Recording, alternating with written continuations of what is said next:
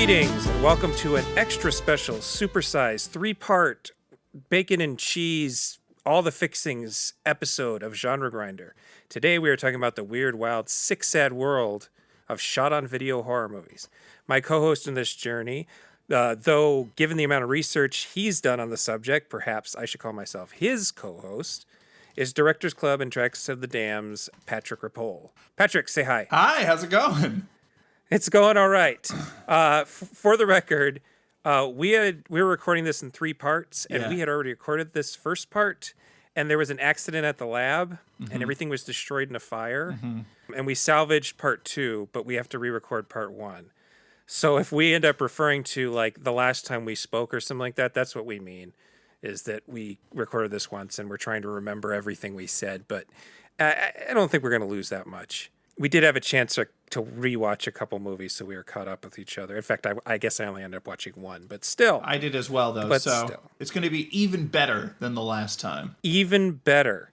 So together, Patrick and I have developed a list of films that were verifiably shot on video, though video, and quote, video can mean anything from a literal VHS tape shoved into a consumer-grade camcorder to relatively high-resolution professional television equipment, like 1-inch tape and Betacam were some that came up when I did a search. I tried to draw the line at movies that were made before the consumer-grade digital camcorders and cameras. Right, because everything is shot on video now. Like, Midsummer is a shot-on-video horror movie. It's just that video means a different thing in a digital age than it did then. It just meant the analog alternative to film. Right. And all TV, soap opera, sitcoms, the news, that stuff was all shot on video, which is why it looks, all those older shows look fine on DVD because they're roughly the same resolution. The thing is that it's when shot on video, I think when people talk about shot on video horror movies, they tend to mean a specific thing. And often that specific thing is like dirtbag teenagers making extremely gory movies with their friends, which definitely is a large percentage of the films we're going to be talking about now. But it is not the only avenue of these video films. And I am going to keep calling them films, even though we are only talking about movies that are shot on video, just because, I mean, we could use the word cinema. Right. even though none of them were shown in a cinema. Only one that I know of on this list was shown in a cinema. So there was also a lot of movies that I was actually looking forward to talking to. I could think of one was called The Abomination, that I thought were shot on video, but it turned out that they were shot on film and edited on video. And that has a different visual quality to it.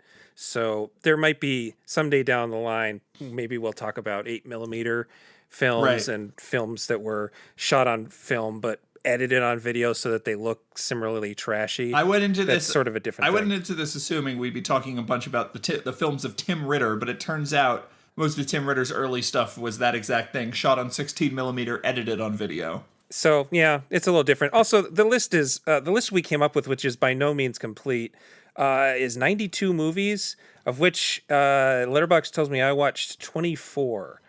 I don't know how many Patrick watched, but it was something close to that. Yeah. So it's already too many movies. We're already doing a 3-part thing here. But we don't need to add every single fucking thing shot on video. The fun thing about shot on video, like we said, part of this contingent is dirtbag teenagers making gross out movies with their friends, and then part of it is professionals using television equipment to produce features. But part of the fun is technically if you were a child in the 80s and you made a monster movie where you put green makeup on your friend's face and he went rah towards the camera, like you made a shot on video horror movie. And some of the movies that we're going to be talking about are literally that amateurish. So part of the fun is... And you ended up on in equal footing with the guys who shot using the professional equipment. And released it straight to television in Canada or whatever. In fact, a lot of these movies that were shot on less professional equipment had a much bigger sort of footprint in the video stores, which is pretty much what all of these movies were made for, that market. There are some made for TV, but most of these were made for the burgeoning in the 80s direct-to-video market. Which was a thing that really is people my age and a little bit older, and I guess Patrick's age too. I'm 40 this year. It made a difference. Like there, you really would pick this shit up, and we didn't want to say that that horror fans from the video generation had no taste or were bad judges of quality. But like I said the last time we recorded, we were willing to try anything once. Yeah. Is what it came down to. So if something had interesting cover art and promised a lot of violence and was unrated was another nice touch, you'd probably give it a shot. I know that I did. I mean, you had video stores where you go into the mom and pop video store and there would be a section for horror that they would have set up like a little haunted house. Like you'd have to walk through. The only things that would do that with the horror section and the adult section, you'd have to like walk through a boudoir entry to go to the adult section. And this was at multiple video stores when I was growing up in both Tucson and Phoenix. So I imagine it was all over at least the American West. Yeah, long before I was a cinephile or had ever seen a horror movie in my life, the grocery store, the Randalls, shout out to Houston, Texas, Randalls. Well, we would go to the Randalls and my mom would go grocery shopping and she'd leave me in the sort of video store that was connected to it. And I would just wander around and look at the boxes. And the section that I liked the most was the horror section because they had all the interesting screenshots and the most interesting movie posters and stuff like that. And it was always very intriguing and attractive. And the thing about, especially these early days, the pre-90s days of video stores, is that the video market was the big studios were terrified that the video market was going to destroy them. And I mean, we are now seeing with an aid of a global pandemic. Yeah, kind of. Right. I feel it pushed it a little faster, we'll say. One of the things that's really fascinating about going back and watching these movies is seeing that not just horror, there were shot on video action movies and shot on video, a ton of shot on video children's movies. You want to talk about undiscerning audiences and of course pornography. But we are sort of seeing the beginning of what you can call it the end of a medium or a radical shift in the medium. It really does lie in these tapes. And the thing is, big studio tapes were priced outrageously expensive because they didn't want anyone to own these tapes. They just wanted a video store they would spend $80 on Christopher Reeve's Superman because they knew that over time they would get that $80 back and then some. It wasn't until Batman in late 89 or maybe early 1990 when Batman came out on VHS, that was sort of priced to own, and that changed everything. And so what happened is a lot of these video stores in the 80s, they carried a lot of these cheaper independent tapes, or there would be labels that would just release public domain tapes and really shoddy versions and stuff like that, because those were easy to fill. So whereas when you're ordering all these tapes, it was a lot easier to get a bunch of these cheap video violence and splatter farm and whatnot than it was to get the Boris Karloff mummy. Yeah. So in turn the video stores tend to be kind of weighted towards these not shot on video horror movies exclusively, the lower budget independent films. Yeah, that were planned this way, or released in another country theatrically, and pretty much planned for. One thing I learned is the Italian market started to when it started to wane in the mid '80s, they started to actually aim directly at the American video market, so they would start shooting movies in English there in America. I didn't know this until recently. And action movies in particular, they weren't usually shot on video. That's actually a good point I should bring up. Is this list we have is heavily weighted to North America. There are a couple European ones and a couple Mexican ones. I think one Guatemalan one was that. I can't remember. One African one and one African one. And this is obviously there's just no way that these were quote Western. And this wasn't something that wasn't happening all over the world, particularly Japan. And one advantage of re-recording this is I remembered that I had some research I had already done about some Japanese exploitation movies, and I went and found it. And so Japan, which was the heart of consumer grade electronics during the 80s, had a huge straight to video horror industry, including they would actually, like, the Italian horror filmmakers would make movies basically for the Japanese market. A lot of the really gory early 80s horror movies were like, well, we'll make our money back in the Japanese market. But there were probably thousands of Japanese horror movies that were shot on video, but what they were shot using this professional TV equipment that we were talking about, but they would shoot for video. And a lot of them were softcore porn and Yakuza movies, which is the reason I remembered this is Takashi Miike of Audition, Idishi the Killer fame. His earliest films were really violent, really cheaply made Yakuza movies that he shot on video. And I was going to try to do some research into exactly what movies were shot on video horror from Japan, but there's not a lot of actual information. IMDb tends to just sort of say color and not a film stock or video stock. So you kind of have to guess. But one that I knew for a fact and verified was the original TV version of Ju-on, known as Ju-on the Curse from 2000. Was shot on video for television. And then it was remade as Ju-on the Grudge on film in 2002, and then remade again as Ju-on, or just the Grudge in America on film in 2004. And then a fun fact about that is Takashi Shimizu, this has nothing to do with what we're talking about, but Takashi Shimizu directed all three of those movies I said, as well as Ju-on the Curse 2, Ju-on the Grudge 2, The Grudge 2, two shot on video prequel shorts to The Grudge, and Ju-on the Grudge the video game. He directed the video game. Yeah, he directed the video game, and he's the only credited director. It's nuts. Good on him for finding his lane. Yeah.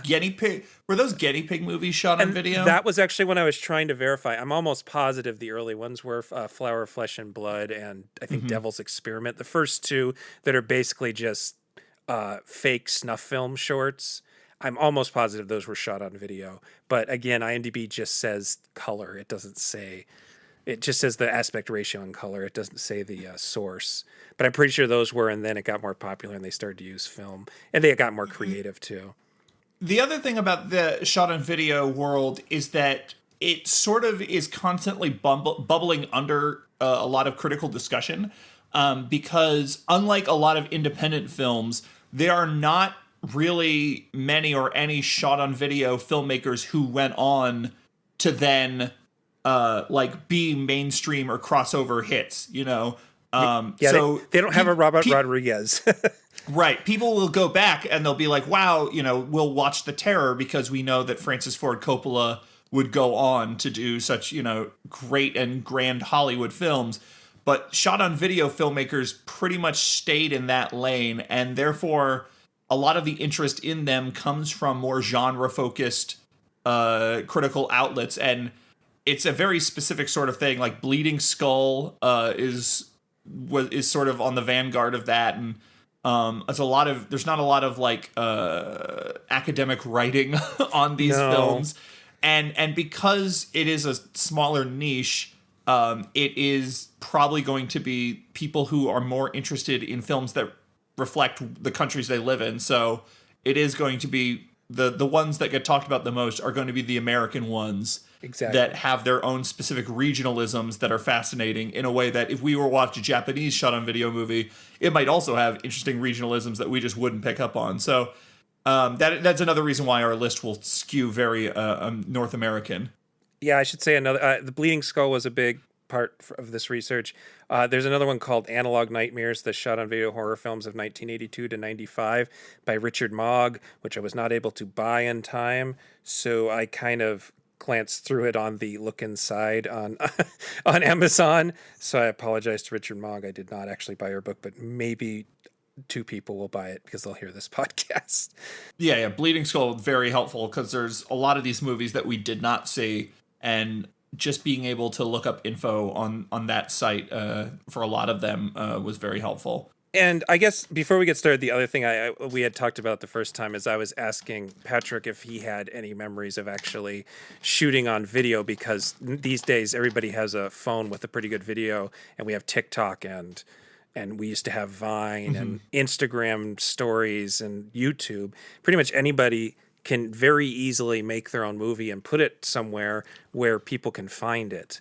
But when I was a kid, there was something kind of special. We had one friend with a VHS camcorder, and we would record ourselves, mostly dancing to like Milli Vanilli or CNC Music Factory, whatever was popular at the time, and then we'd rush and go watch it. That was what was special, and we'd have to make our parents watch it, but we couldn't really show our friends unless we invited them all over to our house or something. And when Wayne's World came out, we were particularly smitten with Wayne's World, and we made a big Wayne's World skit that would cut away to us dancing to Kid and Play or whatever, and my friend's house, their family house was robbed, and our tape was in the VCR at the time. So I always have this fantasy that someday 11-year-old me is going to become a YouTube sensation for my Wayne's World impression that some rando found at Goodwill in Arizona and uploaded onto YouTube. Yeah, so you're going to be part of some Everything is Terrible compilation. Exactly. Yeah, I think probably little kids dancing in front of a camera must be some fundamental thing about youth, because obviously that's a big part of TikTok. The difference is TikTok creates a sort of engagement loop that means that kids are much better at dancing than they were in our age, because they have all these other videos of other kids dancing, so they can learn all the hot steps and everything. Whereas, if we were lucky, we were able to catch a same music video a couple times and maybe learn something, but other than that, we're on our own. So we just kind of look like dorks, whereas kids these days are incredible dancers. But honestly, that was a very common phenomenon. There's a video of me and my cousins dancing around to, I forget the name of the group, the Something Boys, their country hit Elvira. And it's, there's that, of course. And then, of course, I made a bunch of like little skits and stuff. I never had the ambition to make a feature-length film, but I would do a lot of sketch comedy with the camcorder and stop motion. Stop motion is another thing that it's like, if you don't want to write out a script and then write it out again and then hand it and everyone learn lines and try to do all of that as a child, what you can do is just move your action figures by just pressing record and stopping and pressing record and stopping. And so there was a lot of like weird little stop motion sketches I did as well. Yeah, and I said in the other recording that I had actually taken 2 summer school courses for animation, so they had me convinced you had to use an 8mm camera with a special attachment, and that I couldn't do it with my friend's camcorder, which is obviously bullshit in retrospect. One thing I did totally forget about until the other day, which makes me a little glad we lost this, even though this is not a very interesting story, is I actually did take a quote filmmaking course when I was like 8. Because I always had summer school stuff, because my mom worked in a district that had expensive summer school. Because she worked in it, I got to go for free. And I would always go to these schools where I didn't have any friends. I didn't know any of the kids there, so I'd always make friends with like the misfits. And we made a short film about a giant spider that my friend happened to have, a giant spider toy I liked, attacking New York and being killed by a ninja because the other friend happened to have a gi. And we made a flaming sword with paper mache, and that was our entire movie. And the teacher did all the editing for us. I think we just shot a bunch of footage and he did the rest of it. But that was definitely camcorders. I think all of this is to lead into the fact that when part of the appeal of shot on video movies is that there is a home movie feel to it. There is the same way that independent films are sort of inherently more interesting than studio films because they feel more personal and less designed by committee. Shot on video films, especially the lower budget, more amateur ones, are extremely that. And because it's actually using the same equipment that you would use to record a family reunion or whatever, you watch them, if you are of a certain age, you watch them and just the texture of the videotape has a certain nostalgia to it. And it's clear that they're shooting these scenes in their actual homes. And so there's just a sort of fascinating documentary-like quality to so many of these movies where they become documentaries about their own making. You sort of see glimpses into the lives of the people who make them just because they can't help it. And I think if I were to explain the appeal of shot on video movies to someone who did not live through that era or who doesn't have that sort of distinct nostalgia for these specific years and this equipment, it might be a little harder. I'm sure there are still, in fact, I know for a fact there are a ton of younger filmmakers who are very inspired by the shot on video films of the 80s, and a lot of the stuff that ends up on Amazon Prime that's made for no money and is, shot with either iPhones or cheap DSLRs, like a lot of that stuff is very much influenced by this. So I know that it still resonates with a younger audience, but I wonder if it's the same thing. Yeah, and it has an antiquity to it that I think the stuff like tracking lines and tape errors have a sort of scariness to them, like inherent in what they are, which is kind of goes back to the video art thing we talked about last time. That some of these video artists that started this phenomenon were into the texture of it as much as the format of it. And I think that stuff is now seen as creepy to kids. I think that there's like filters in your whatever program you're using for your YouTube videos. There's filters that do VHS style effects. Oh yeah. There's tons of music videos that use that sort of stuff. The When It Rains video by Danny Brown is sort of like, that is to VHS textures what I forget the filmmakers who made Strange Color of Your Body's Tears and a Mirror. Oh yeah, the two French filmmakers. I do not remember their names. But like the same way they fetishize the Euro cult films of the 70s, like they're and it's just this way overblown interpretation of them. That music video is that as well. So certainly that has become an aesthetic all to itself. Video artists is also an interesting thing to talk about, because for a long time video was considered a sort of different medium than film, just because there were different effects that you could do with it, and because of the quickness with, you don't need to develop video the way you develop film, and there are certain things that you can do with video that you can't do with film, just because you can project it on a screen as you're shooting it. Video artists were sort of considered separate from like experimental filmmakers, but a lot of early video is more in that avant-garde space. And I think part of the fun of these movies is, even though they tend to be very by the numbers sort of horror stories and narratives in most cases, they have that weird avant-garde edge to them. And when they sort of dip into that experimental nature and in some of those video effects, the result is kind of spectacular. But we should probably get into the movies here, since there are exactly 1 million of them. Yeah. And so, last time Patrick introduced each of them, and he did such a good job. I'm going to let him keep doing that. Sure thing. So we're going to start with the very first, as far as we know, and as far as most people knows. I've asked people who are experts in this field, and they have confirmed that, as far as they know, Boarding House from 1982, directed by John Wintergate, is the first shot on video horror movie. And the funny thing about it is it actually doesn't set the standard for what a lot of shot on video horror movies are to be, which is to say that this is the only movie on this list, other than perhaps possibly in Michigan in a different format, that was screened theatrically. Boarding House was actually shot in 1982 for video, and then later was printed onto 35 millimeter for drive-ins, and that sort of secondary theatrical market. And that's actually how I saw Boarding House about 2 years ago now. Was a midnight screening of a 35 millimeter print of this shot on film, which is absolutely bizarre looking, because this is a good example of some of the weird video effects that happen. And there's a certain texture and there's a certain frame rate that then, when transferred to 24 frames per second celluloid, it just looks wrong and weird. And so Boarding House is I always think of it sort of similar to a Lucio Fulci film, not in terms of it has the same feel, but just because it is sort of a slasher movie and sort of a supernatural horror movie, and it's kind of hard to tell how the two meet.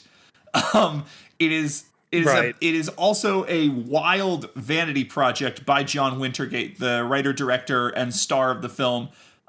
He kind of looks like a super coked up Malcolm McDowell, and I am almost positive he is on cocaine through the whole movie. The plot is that he's a man who owns a house and he wants to rent out the rooms to hot, it's referred to in the movie as unattached women. And he does so, and they're basically his harem. I think he gets sort of a sex scene with each one of them, including one of them who his wife plays. But then also there's murders happening, and he has some sort of psychic abilities, and also there's a lot of really bad rock music that I think is from his band, and it's such a strange movie. It's got such a manic energy to it. He's in a Speedo for most of it. It's just like, it's super LA. He's super stringy. He's got like 0% body fat, so he's really veiny and weird. And he's got his hair looks like it's been fried with peroxide. Yeah, and he has this whole new wave kind of sitting in an cross leg position thing going on, and to me, coupled with the fact that it's sort of like putting his polyamorous relationships to film, it has a sort of this is a movie that someone made when they failed to create a cult. Is Yes. the way I put it. And it didn't quite work out, so you just made I swear it was meant to. I think that somewhere it was meant to be a softcore porn film, and then they realized they could sell horror. And I know that these days Wintergate, the DVD that came out actually had some interviews with him, and he claims that it was supposed to be funny, which is same thing M. Night Shyamalan said about The Happening. When people laugh at your movie, or what's his name with Tommy The Room. Wiseau, yeah, absolutely. Wiseau said The Room was supposed to be funny. It's just something that happens when you mess up and you try to embrace your cult following. How many, like, there are some killings in it. Yeah. It's got some blood. I want to say most of the girls, so it's probably like 4 or 5 deaths. I think it opens on a scene where someone gets hung, but there is this like force that is sort of represented by this video effect, like outline of a figure of a person that sort of precedes these killings.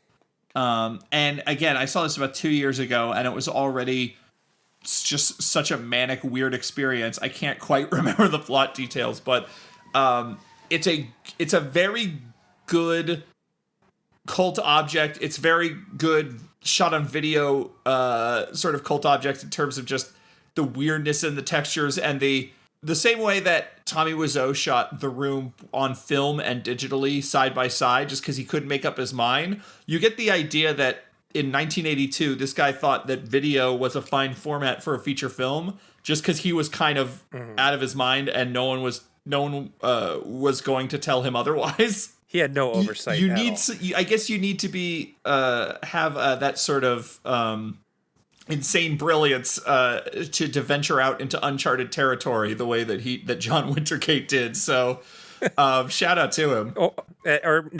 Insane narcissism. It's very narcissistic movie. But that's something that ends up coming up quite a bit here as we go down the line, I think. There's no shortage of vanity projects in the world of shot on video. But again, like, part of the fun is that it feels like you're watching home movies and you're getting a glimpse into the people who make movies. And there's really few examples quite as good as Boarding House. Yeah. The next one is a Swedish film called Blodaren, probably pronouncing that wrong, from 1983. I think it has an umlaut, so it's Blodaren. 1983 by Hans Hadvig. It's an all-girl rock band called the Rock Cats. Their bus breaks down, and it's a slasher movie where they kind of get chased around by a slasher named The Bleeder, which is what Blodaren means in Swedish. And it's, it all takes place around in the woods and abandoned houses, and it has a reputation of being very kind of slow and boring. And I I don't think it's shot on. I think it is shot on more professional grade equipment, which inherently makes it less texturally, aesthetically interesting. Yeah. So I didn't. This is a harder one to find. I didn't see it personally, but certainly doesn't sound like couldn't find it one either. to seek out. The next one, also similarly, is Copperhead, the Snake movie from 1983, directed by Leland Payton. This is shot in Missouri, and it is it's a lot of gun porn, is my understanding. It's the story involves a bunch of thieves who are gun nuts. They sort of hole up in a house after a big heist, and there are snakes all around them, and they shoot the snakes.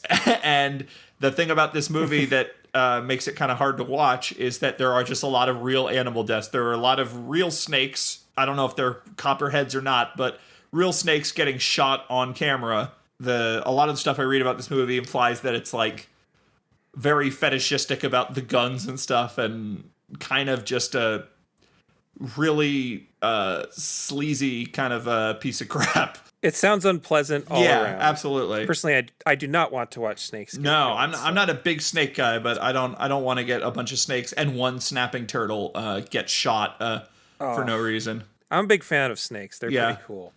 Pretty cool. Speaking of pretty cool, possibly in Michigan from 1983, directed by Cecilia Condit.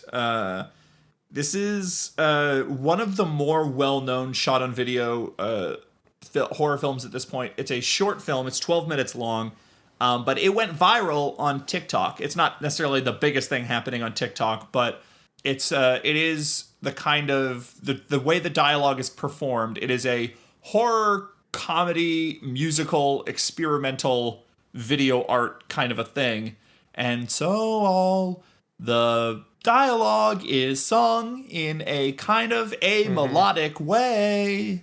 And one of the things that people do on TikTok is they lip sync clips from movies or songs or whatever. So I understand that the way it went viral on TikTok is sort of people doing that, but it is so cool. It is. I think it was rediscovered on the internet not too long ago, like maybe 5 or 6 years ago, when someone posted a clip of it on a subreddit dedicated to sort of weird or confusing things.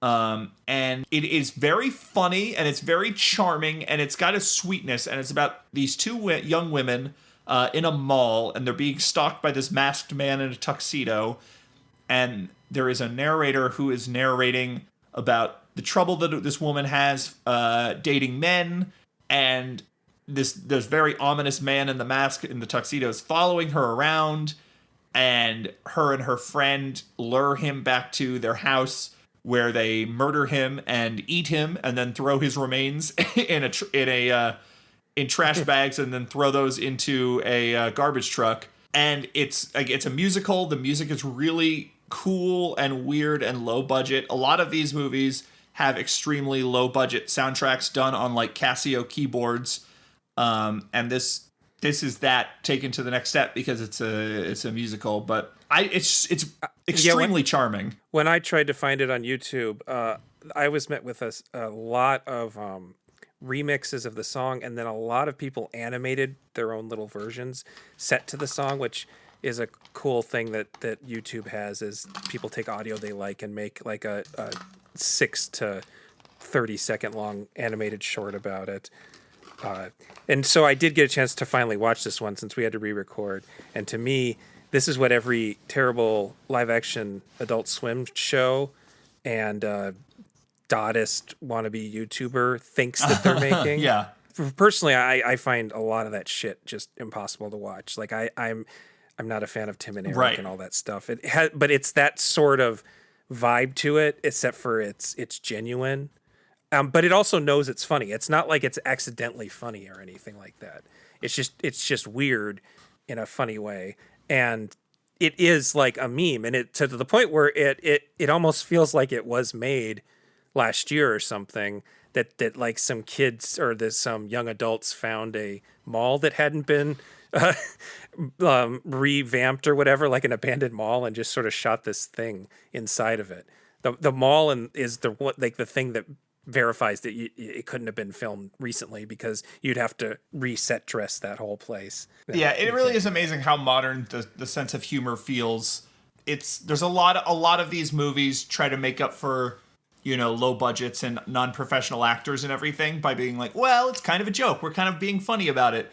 And a lot of them really fail at being funny because they just have the senses of humor of like just shitty kids or whatever. And there's a sophistication to this. It is an earnestness to it in terms of it is telling a story with it has an investment in the sort of emotional stakes and unlike a lot of the Tim and Eric kind of stuff, it isn't just trying to rub your face in just how gross and grimy and off-putting everything is, while still being a cannibal musical. Well, it's about something. It's a hashtag Me Too movement movie. Of all these, if we're going to call one of them, which I've decided to have. This is the hashtag Me Too. All right. Shot on video because it's about toxic men and how you deal with the toxic men is you fucking kill them and eat them. It also reminded me of the Fan, the German horror movie where she a young girl meets her idol and he's a singer and they have sex and then he rejects her and so she kills him and over a long period of time eats his remains and then dumps the bones. I can't wait till we talk about the work of Chester Novel Turner, because then we can finally talk about the hashtag Oscars So White movement of Shot on Video. Right. Yeah, I mean, what are some other 2 to 8 year old hashtag? I can't remember. We'll figure it out. I'll find some on our little journey here. I might retroactively add some. I spent a lot of Cards of Death trying to figure out what color the dress was. So there's that.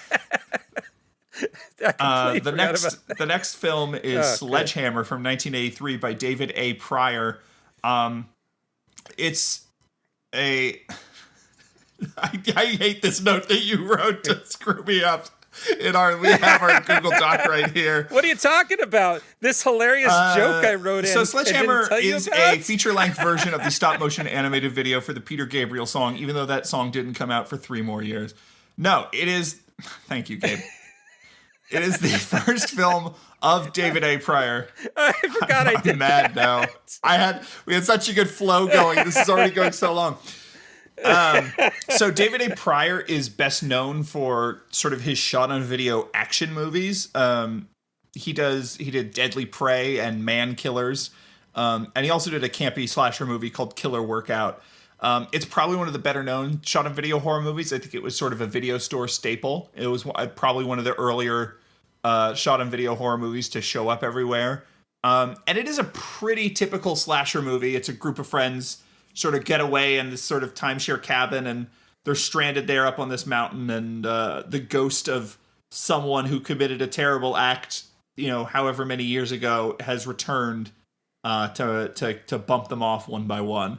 Yeah, it's a standard slasher movie from the 80s, except for that every shot is between 3 seconds and 3 minutes too long. Yeah. Just nothing cuts away when you think it should. And then there was one scene where there was an establishing shot of the house that was static for so long I thought the DVD broke. It feels like someone's first feature, and a lot of it is clearly so David A. Pryor, between Killer Workout and Deadly Prey, there's a lot of if not homoerotic tension, there is a lot of just muscly men and just sort of real buff types in his movies, and you get the idea that he was just sort of in this sort of LA workout scene, and he was just a sort of an exercise nut, and him and all of his exercise nut friends got together to make this movie, and they weren't actors, so instead of asking them to memorize a bunch of lines, he'd be like, all right, in this scene, you do this, and go. So there's a lot of where the camera's just set up on a tripod, and you just watch non-actors improvise for a very long time. And how amusing you find that, I personally found it pretty amusing, but I could also see this being insufferable. A couple of them are literally bodybuilders. Yeah. of all the things they don't know how to act drunk, I found very amusing. These literal bodybuilders pretending to be drunk and sort of doing impressions of like Bluto and Popeye being drunk. Like, but yeah, I found that part very amusing. And I was amused by how shabby this apartment it takes place in. It's supposed to take place in a house in the country, but it's clearly like an apartment. Yeah, at some point there's like something going on upstairs and downstairs at the same time, but like you never see a set of stairs anywhere. It's just a hallway, and it's very clear it's just someone's apartment. And then the exteriors were shot elsewhere. And there's just weird things like the notes I made for myself is there's a fish that they're listening to like their hip adult quote music on a Fisher-Price record player for that plays singles. I thought that was so bizarre. It's like they just happened. That was the only record player the guy had in his house. And then there's a thing of this. I tried to make a note every time it happened. It's not going to happen on most of these movies, but there's like a joke that I don't understand. And in this case, when the women are talking shit about the men because the men are being pretty obnoxious the whole movie, one of them says that her partner always wears a mask in bed, and then her friend asked her how they kiss, and then he replies with he doesn't wear it on his face. And I missed a whole bunch of the movie because I was trying to figure out if he wore a tiny mask on his dick and wondering how they would have sex in that case, if this was like a euphemism for a condom and that was a reason to laugh at him, or if he had like a torso mask. Oh, a mask is a euphemism for a condom? Like it was like a Jimmy hat, but instead it's I could not figure out what the meaning of that, because they laugh for a while. Make sure to wear a mask, man. You know, it's the 80s. You better wear a mask. He doesn't wear it on his face, and then, like, seriously, like a minute straight of laughing at because that was the best joke and burn anybody's ever made. I feel like at this point we should probably point out that if you're the kind of person who views the quality of movies as a sort of the sum of how good the writing is, how good the direction is, how good the acting is, how good the cinematography is, how good the story is, all of that, probably most of these movies will fail miserably, and you'll look at them and you'll be like, this is one of the worst movies ever made. But for me, there is a sort of alchemy to it all, where I just sort of dip into a different mode of viewing. And I mean, slasher movies are already something that's kind of meditative or whatever, but shot on video, this has an amazing droning soundtrack. It's very minimalist. I feel like a lot of movies that try to have like 80s ass horror soundtracks now that are they think that they're doing John Carpenter. John Carpenter was more traditional and more orchestrated than I think a lot of the things that people do now. I think a lot of the things that people do now sounds more like Sledgehammer. Not the Peter Gabriel song, the soundtrack to the score, movie, which had three different composers doing the score to this movie. So I don't know what there's some like folk songs about love, and like they didn't shoot enough footage, so it's two people like cuddling and looking at flowers in super slow motion. So they basically walk like 8 feet, but it takes a whole 3-minute song. Yeah. I mean, it's one of those things where I think I mentioned this the first time we recorded, where after I watched all these movies, I watched 2 Cary Grant movies, and I was just blown away by how amazingly well made they were. And I realized I just like something had clicked wrong in my mind, that I was approaching the shot on video movies as real cinema. Yeah. And that I couldn't remember what like a classic film was like. And I will say the other thing I really like about this movie is that in the third act, there is a sort of twist where it becomes supernatural and it just starts, all sorts of really wild shit pops off. At no point is David A. Pryor interested in establishing the quote unquote rules of this ghost, or really like, oh, I know, we need to do this in order to set its soul at rest. And you know, it's just sort of, again, I use Fulci as a sort of shorthand for this sort of irrational kind of horror, where the fact that nothing that's happening makes sense is additive, and it does not detract from the experience. By the end of this movie, there are moments where I'm like, this is really scary. There's a moment where it's like, you see, because the ghost that is killing everyone was a little kid who killed his parents, or no, he killed his mom and his mom's lover in the opening sequence, and you see flashbacks to it, even though it's like just happened. Very stretched out flashbacks of that. And then at a certain point, he is a kid and then grows up into an adult in a single shot, and it's a really cool effect. There's certain, especially with the droning score, there's certain parts of this movie that are really eerie and I think successful and pretty frightening.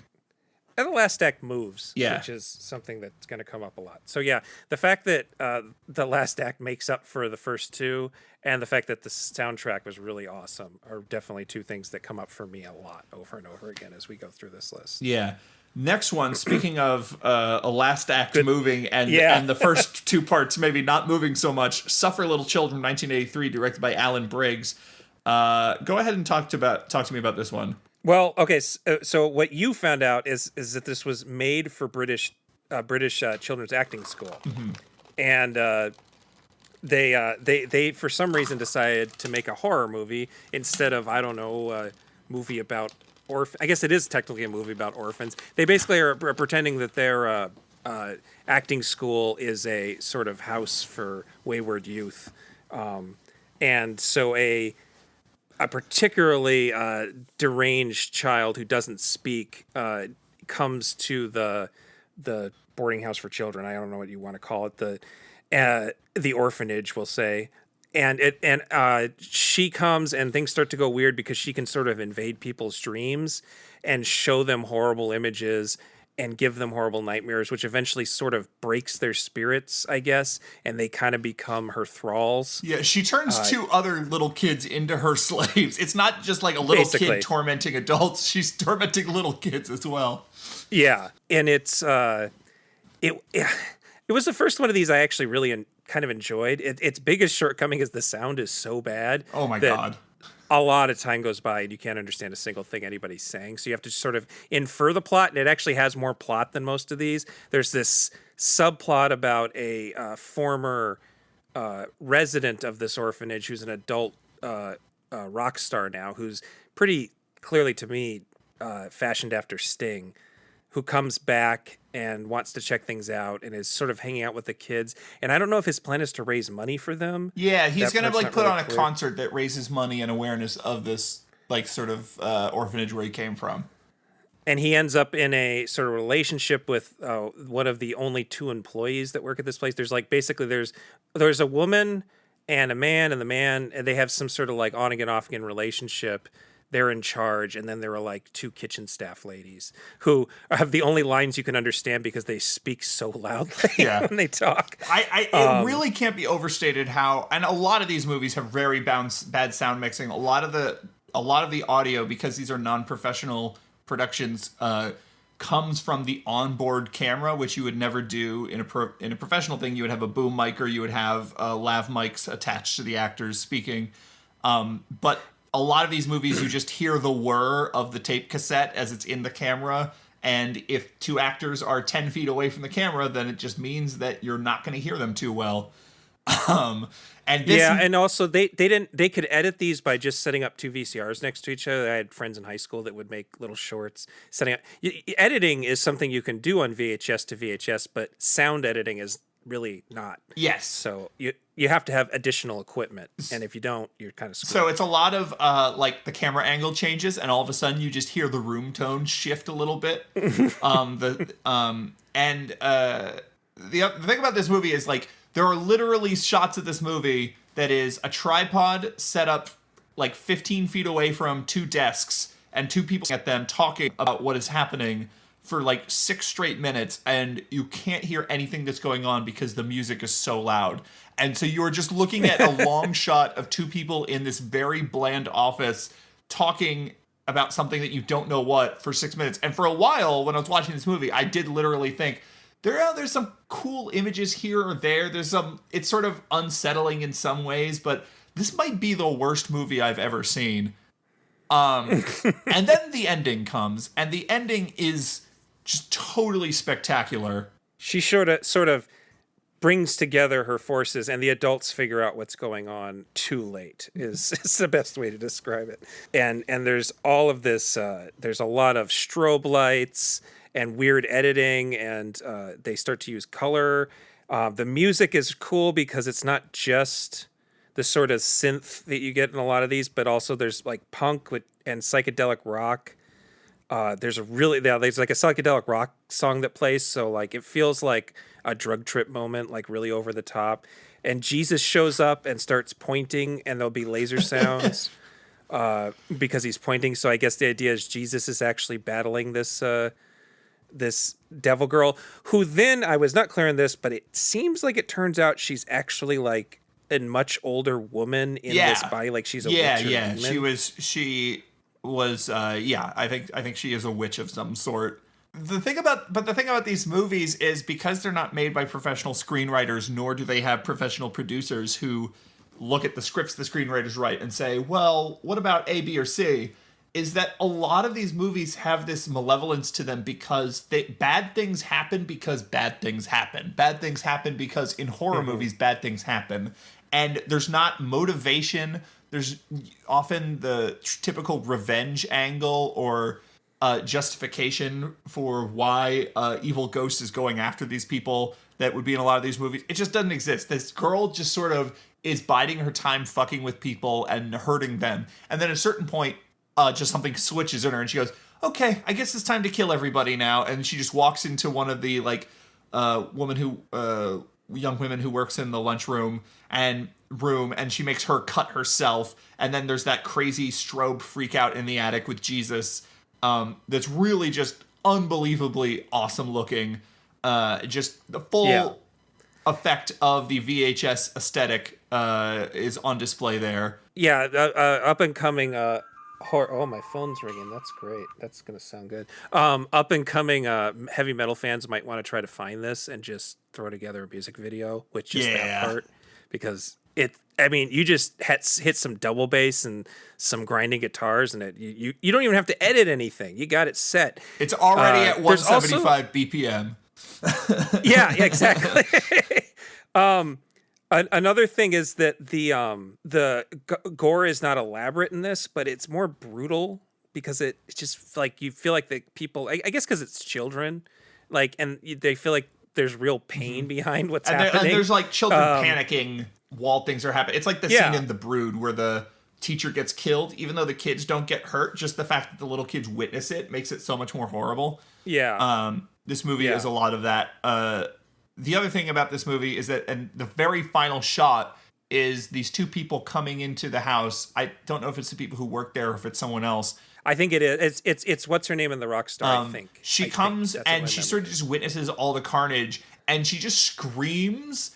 And a lot of the screaming in this movie, again, because the sound editing and recording is so bad, like they will just redline and they will just sort of clip, and they just sound all distorted and crazy when they scream. And she has this crazy, terrible scream that cuts to a freeze frame. And then it's just a freeze frame of her face as on the side of the screen, these computer-generated credits slowly scroll up. Like clearly it was a program where they just input the text and then it put it on the videotape. And this like kind of sad, weird music is playing. And then at a certain point, the music stops, but there's still more credits. So you just hear the sort of tape hiss of the VHS on this freeze frame screaming face. It's so upsetting and disturbing. It's definitely one of the more effectively scary things I've seen in any of these movies. And it does make up for the fact that like the first 50 or so minutes of this movie are absolutely terrible. And it's interesting to me that they would, with the backstory that this is an acting school for kids, it makes a little bit more sense. But it's like trying to make an amateur film on hard mode is what I wrote in my notes, that you have a room full of amateur child actors. You're already making your life more difficult. But then what's funny about finding out it was made to promote the acting school is that it, of course, created a huge controversy because this was the era of the video nasty. Right. I don't even know if we mentioned that this is a British film, but it is a British film. This is a British film, which is why I think that I was trying to tell if the acting was actually better or if they just had British accents. and that made me think it was better. My God, this is like Shakespeare or something. Listen to those children. No, so there was this threat of banning from a lot of the same legislators. I think probably who, like a lot of the video nasties, they didn't see this movie. They just heard of its reputation and the fact that it all involves children. And they were like, well, this is disgusting. This is, maybe this is child abuse. This should not be seen. And then very quickly, the press discovered the actual circumstances of the making of this movie, which is like, no, a bunch of kids made it themselves with the direction and writing of the people who run the school. And they sort of used that fact to mock the people who were perpetuating all the video nasty stuff. And so this didn't end up on any list. It didn't end up getting banned. And they were having such trouble finding a distributor that by the time this finally was released on tape, all that controversy had totally died down and no one cared. So it was still a failure. Even though on the box they say the most controversial film ever made, or like the most banned film of all time, or something like absolutely hyperbolic and crazy like that.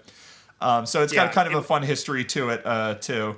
And it's got a fun, because a lot of these British 80s video controversy stories are actually horrible because they ruin people's lives, are ruined, and like real child murders are blamed on movies and stuff. This one has a happy ending, and the people who tried to ban it felt like idiots. So it's one of the few times when you can tell that whole backstory and not be depressed afterwards. Oh, also we didn't mention, but there's just tiger posters everywhere.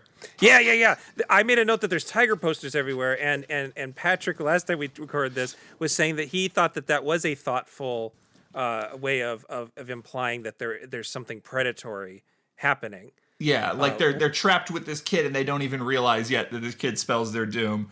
But it is this interesting overall effect to this movie that, like, just in the background of these totally mundane scenes, you just see giant posters of tigers. The lack of another thing that's going to end up coming up a lot in this and part 2 and probably part 3 is the lack of production design that goes into these actually makes a big difference. And you realize a lot of low budget slasher movies that you think of as actually pretty good, or even Euro horror films, that when you put effort into the production design and decorate the sets, even if it's hideous, like in lots of Giallo movies, it adds something. It adds something to what's going on. Whereas a lot of these movies feel like they're just an office building. So having these giant, and I mean big, like big posters of tigers, it adds at least something to look at when you can't understand what anybody's saying. Yes, you need to do something because you sure as hell can't follow the story. The next film is from 1984, The Mad Monk by Julio Aldama. It's a Mexican anthology horror with a Crypt Keeper-esque sort of mad monk presenting the stories. I guess it's based on a series of comic books from Mexico. This is extremely hard to find. I found very little of anyone on the internet even having seen and reviewed it. But anthology horror is something that will keep coming back in these episodes because anthologies were very easy to do in this format because it's something that you can do over time. You don't have to get a whole production together and tell a complete feature-length story. You can sort of shoot a piecemeal, and if you are a filmmaker without a lot of money or resources, that is a very appealing process. So it's not surprising that so many of these films ended up being anthology films. Right. Including one was made by the next filmmaker. But before we talk about his anthology film, we're going to have to talk about Black Devil Doll from Hell by Chester Novel Turner. This is, again, one of the more well-known films on this list. This is a cult classic. This was sort of an underground tape in the days of that would circulate around a lot. And it's so hard to watch. It is so brutal and I had a second chance to watch it before this re-recording and I still didn't take it just because of what I knew. So in my days of, okay, I'm interested in cult movies, I'm interested in weirdo sort of underground stuff, I never wanted to seek this out because I always assumed that it was this frat boy kind of racist thing where it's this jive talking puppet who torments a woman. And it was just sort of oh, isn't it hilarious? All these terrible stereotypes and stuff like that. But this is actually more important than that because this is made by a black filmmaker, which most of these are not. Most of these are, it's a very white, most film in general it's too expensive an art form to be anything other than by majority identities. So most films are made by white men, white straight men, but especially in 1984, the people who would have ready access to this sort of luxury consumer electronics would be more white men. So there aren't a lot of these movies that are made by people of color, and there are even less horror films made in Hollywood and stuff like that that are made by people of color. So this is kind of like is just sort of inherently important because there's just so few black filmmakers of note who were working in the 80s,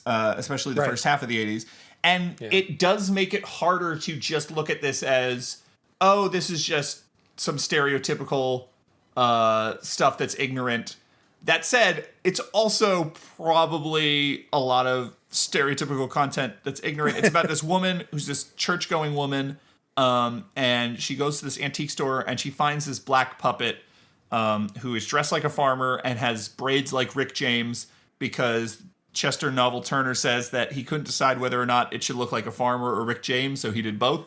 So she finds this like ventriloquist dummy kind of puppet, and the person who owns the antique store says that it has some sort of connection to this East Indian shaman type, and that no matter how many times she sells it, the doll always ends up back at the shop. And this woman likes it, and she buys it, and she takes it home, and she puts it on the toilet and starts to undress to go take a shower, and she says, your eyes are going to be the only eyes that see me naked before my husband.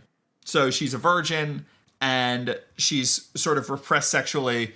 And then as she's in the shower, this puppet sort of comes alive and stares at her and then starts working some sort of psychic manipulation on her, and she starts masturbating in the shower, thinking about having sex with the puppet.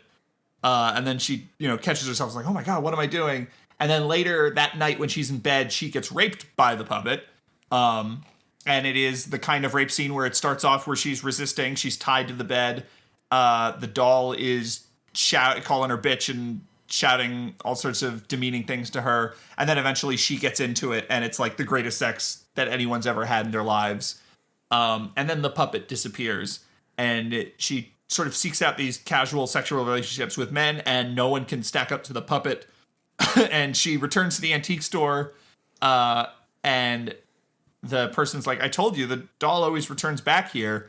And she goes, all right, well, I'll buy it again because I just need to get some of that sweet puppet lovin'. And she brings it home, and the puppet refuses to come alive. And she starts sort of threatening it and hitting it. And then finally it sort of comes alive, and then it murders her. And then it sort of starts, and then at the very end of the movie, it starts anew with a new person going into the antique store and being like, what's this puppet?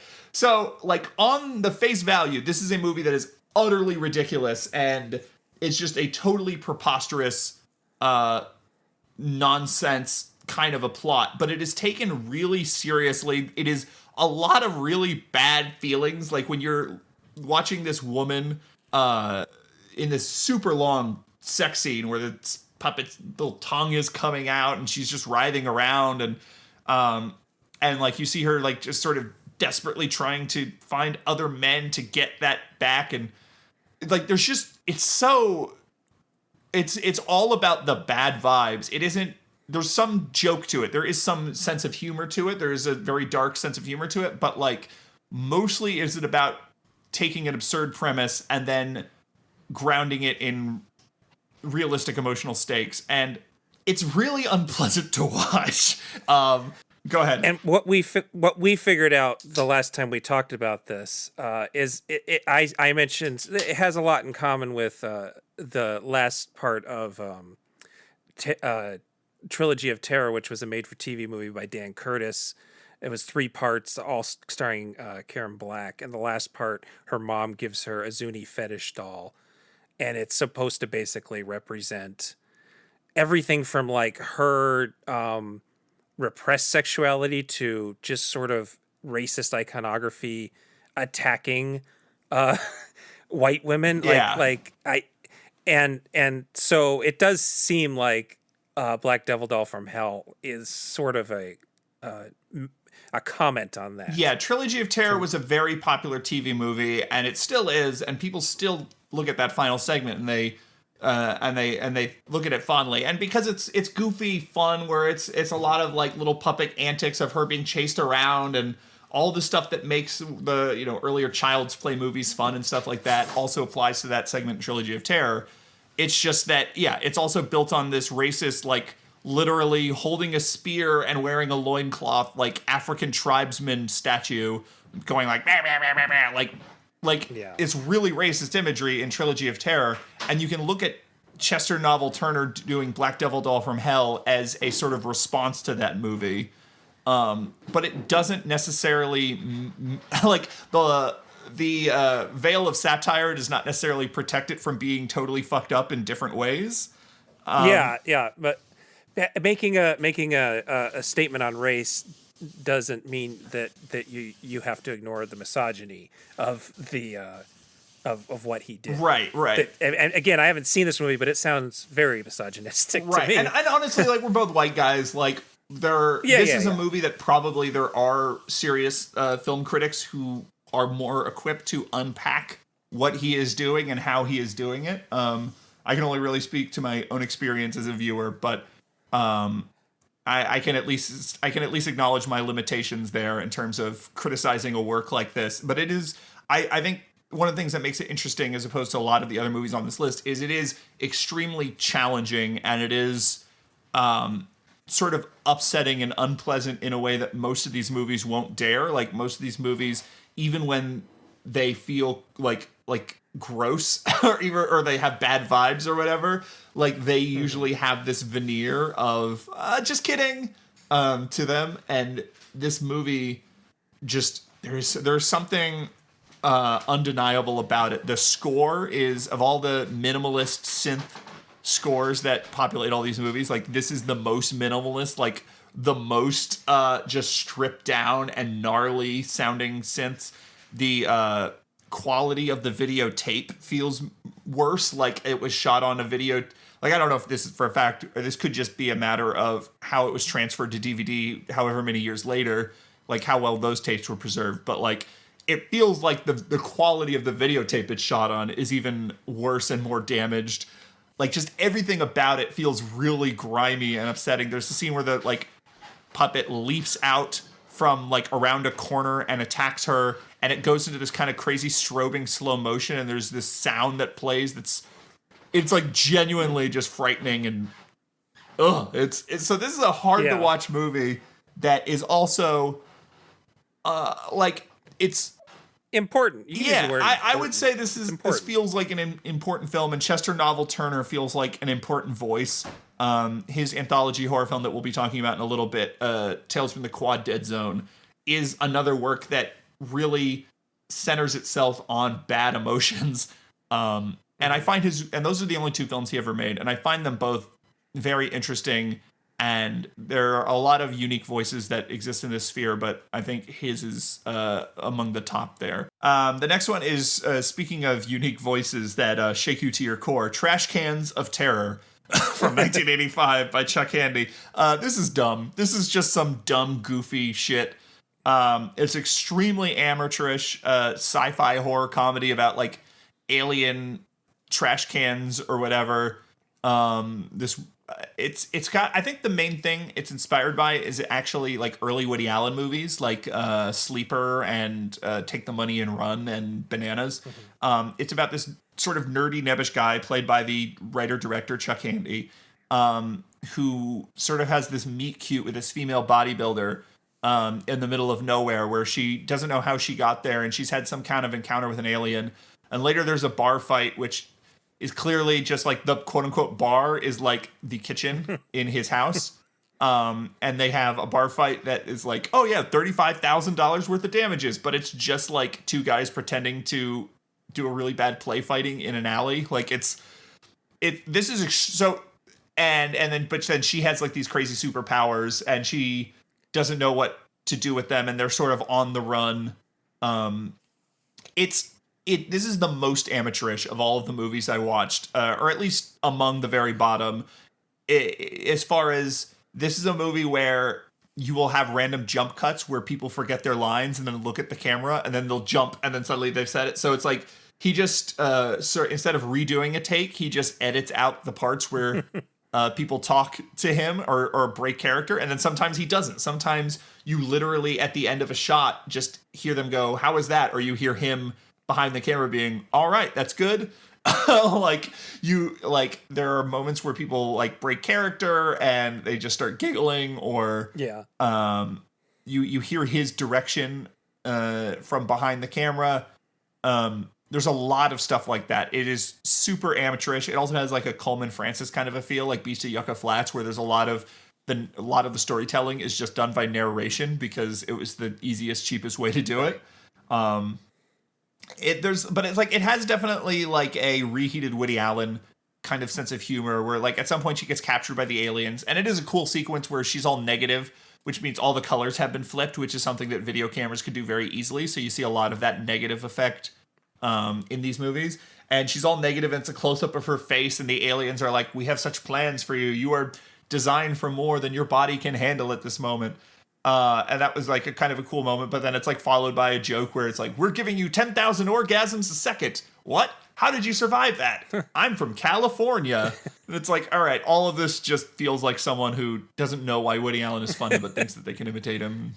It's just dumb fun. My bigger question is, how did this get to be a movie that has like an IMDb page? Like, how did this get to be a movie that people saw? Like, it feels like a movie that he makes with his friends and then shows them to his friends, and they all just laugh at it, and that's where it ends. But instead, this is a movie that lives on and has articles written about it and is, exists on YouTube. And I wonder how this movie from 1985 lingered on, Right? Because it's not good, and it's not it. Of all the movies on this list, if I went to a video store and I paid my money and I rented this and brought it home, I would be the most upset. And that's saying something. Yeah.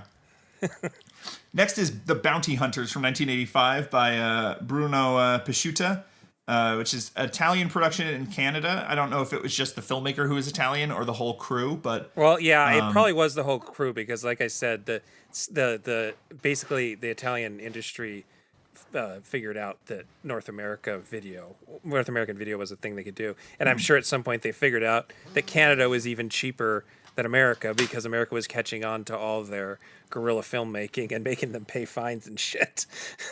Sure. So this is the horror part comes in that it's about this cult leader murderer who has killed a bunch of people. So then these two Vietnam vets are hired to track him down. Apparently it's got sort of just like a long, bizarre, winding plot. There's no opening or closing credits, and it's just extremely slow and boring. So I have not seen it. It's not available online, but that's its reputation. The next is Survival Earth from 1985, directed by Peter McCubbin, which is the first of Emeritus Productions shot on video horror movies, and we should talk a little bit about them. They were an Ontario-based film production company that was created by former TV host Lionel Schenken, and they produced they cranked out 30 movies over the course of 5 years.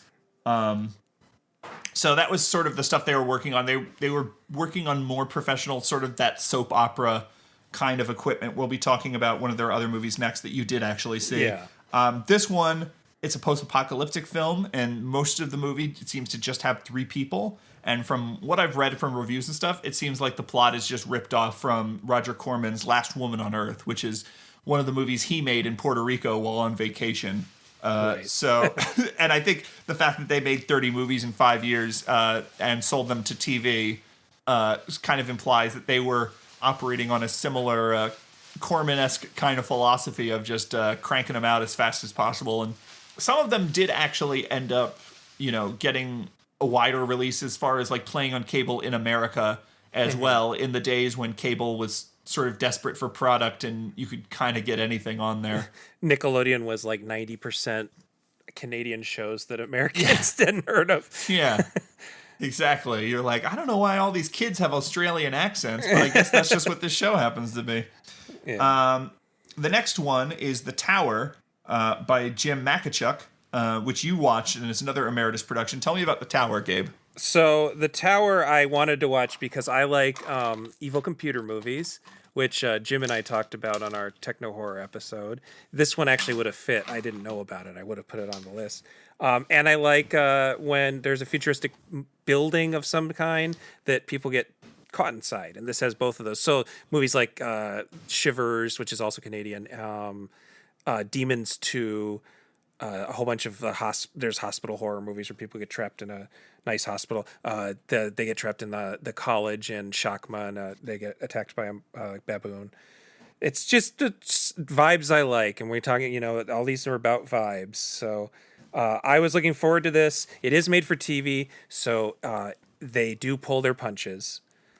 They were definitely not trying to do R-rated, but it's a really hard PG-13 or C-12, whatever Canadian rating. And I think honestly, it is cheap. But for me, as someone who likes the aesthetic of cheap sci-fi, the sci-fi stuff is all great. There are these, and I wanted to call them vector graphics, but they're not actually vector graphics. They are raster-based graphics that sort of draw out an image one line at a time. And you used to see them on old adventure computer games. You would like walk into a new room of a dungeon, and it would draw out the entire thing in front of you. Since it couldn't really be animated, that was the animation. So it has a lot of that from the computer's point of view. I should say it's about building with an advanced that's basically has all its security and everything run by this advanced computer, and there's no real good reason for that because it's an office building. It's not like it's the building for some sort of Skynet like place that needs to keep everything secret. It's just the upstairs is an ad agency, and then there's different things on every floor. Anyway, the computer is left in charge, and of course she has a wonderful Siri-like calm lady voice. She's left in charge for the weekend and promptly decides to trap the few people that are inside, measure all their BTU output based on their heat. So there's all these great little what are supposed to be heat vision graphics that have been drawn by this computer. And then it absorbs these people to conserve power for the evening is pretty much what it seems like its thing is, which is like the plot of The Matrix, sort of, is that human BTU heat is going to power the earth. In reality, we don't make enough electricity. But because of that, the people don't die in cool ways like they do in Death Spa, which also has an evil computer that happens to be haunted and uses the machinery of the Death Spa to murder people. Instead, they're absorbed using that negative thing you were just talking about for Trash Cans of Terror. There'll be like a negative shot and then they'll disappear, clothes and all. And so like these people are trying to find a way out of the building, and there's a young security guard. His superior is immediately murdered. There's a subplot that never quite makes sense about a corporate espionage guy on the top floor trying to steal stuff. There's another subplot about the boss at a certain business trying to do his umpteenth affair with an assistant, and they get absorbed into a copier while they're having trying to have sex, which was kind of cool. They get eaten. Let's just say this computer is eating people. Anytime they get near an electronic outlet of some kind, it tries to eat them and suck them into it. So there's a lot of scenes of people like going, "Oh my god," because there'll be like a spark from the wall outlet or whatever. And then there's the security guard's super sexy girlfriend comes in because apparently there's a pool that he lets her swim in. So that's how they get like their sex appeal without having an actual sex scene, is she just puts on a bikini and swims around for a little while. And then the woman, the wife of the philandering boss guy, she gets trapped too. And then the main, there's too many characters. The biggest problem with this movie is there's too many goddamn characters. So yeah, then there's it really sounds like it's just a series of people being eaten by computers. Yeah, so there's it's like a zombie movie where you get all these disparate characters who get in a situation that they have to break out of, and some of them are betraying the others. Or Lifeboat. It's a Lifeboat movie. There's an ad agency, and one of the funniest things about the movie is that they have decent production design. Some of the actors are clearly professionals.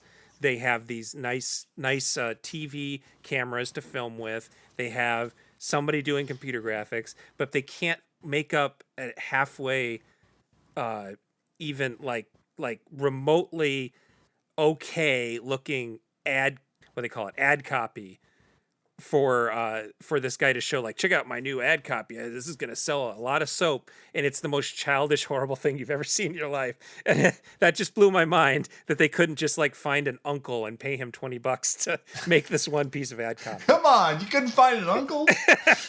So that's all going on, and then meanwhile, the best part of the movie is the guy who invented it is this sort of nebbish British guy, and he has been going to this same strip club apparently over and over again. And again, because it's made for TV, it's a bikini club more like.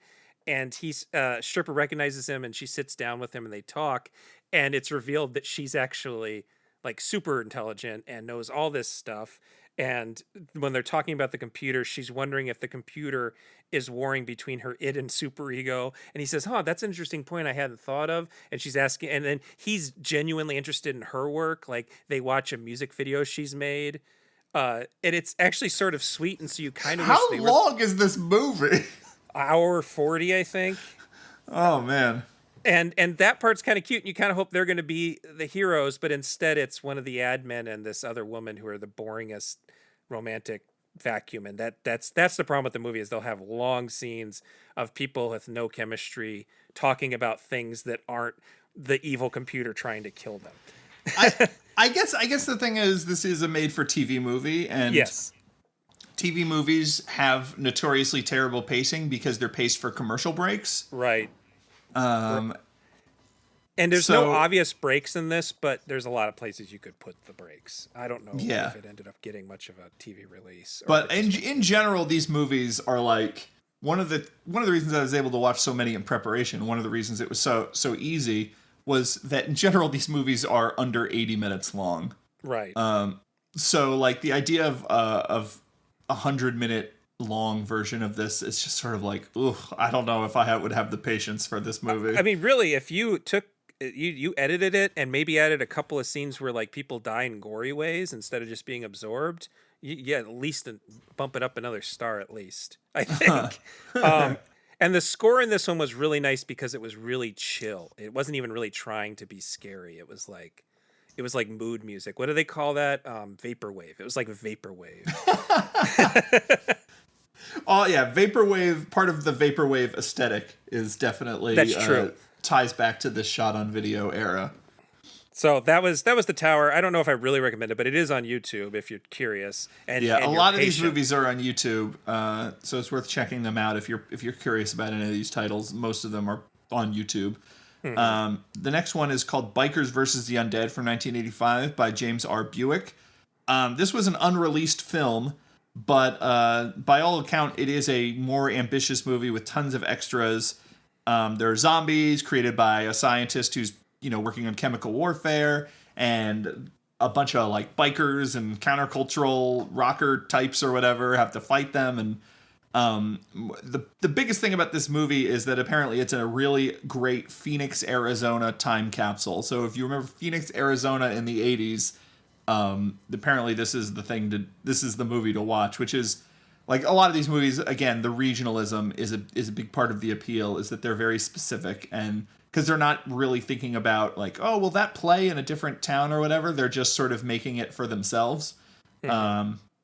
And so there is that sort of community theater aspect, and that very specific, everyone, because they're unprofessional actors, they don't have polished accents, so they all have extremely regional dialects, especially in the 80s. I feel like these days people's regional dialects aren't quite as strong as they were 40 years ago. Unfortunately, Arizona doesn't have a very interesting dialect. Oh, no. As you can hear from my accent, my quote accent. Right. Yeah. Now, you did not watch this movie because you were a Tucson boy. I didn't grow up in Phoenix. Yeah, I grew up in Tucson, so I didn't think I would really recognize. I didn't move to Phoenix until like 1999.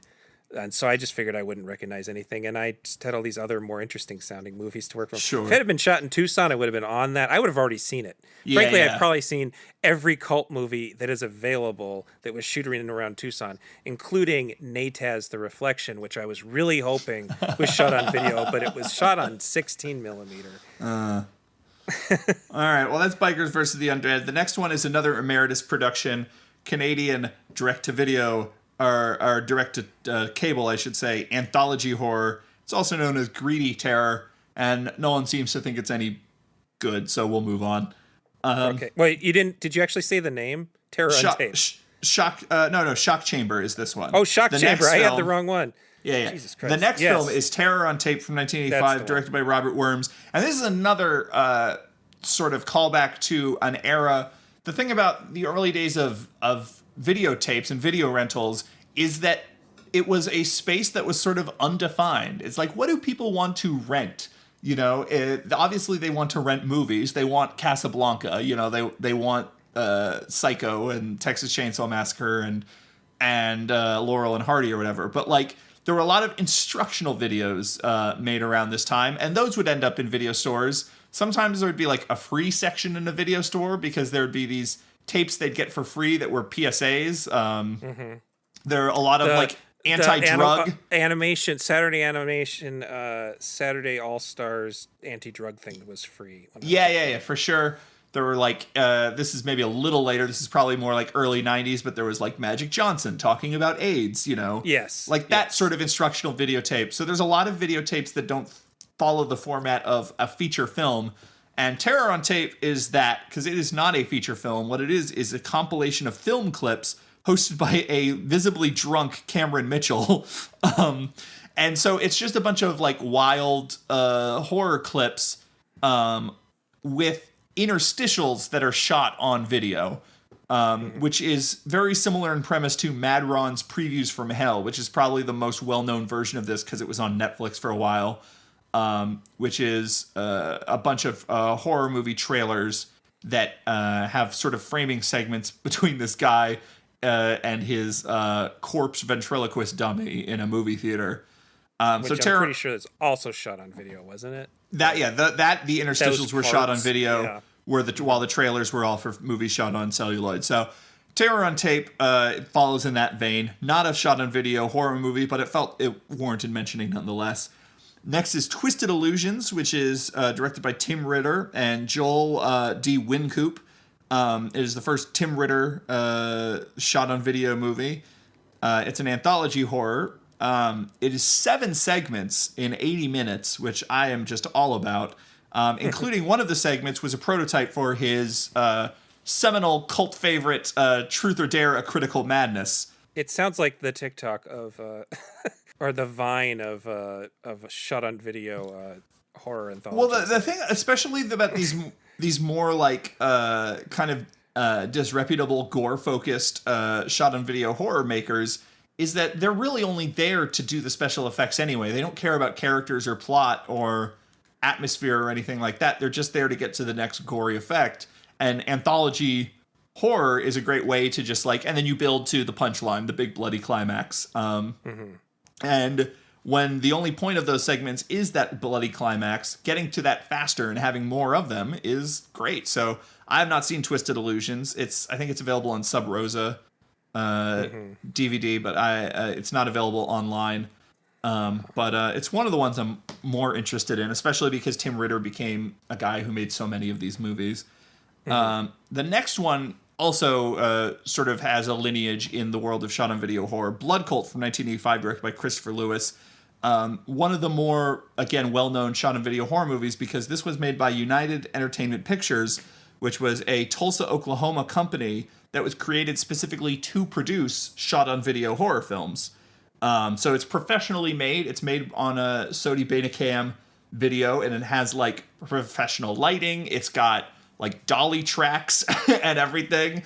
And this is one of the early shot on video movies that I saw, and I remember just having my mind blown between the contrast of movie that is shot on videotape and thus kind of looks and sounds crummy, but also has all these professional techniques and feels like it was made by people who did this for a living. Who had an actual crew.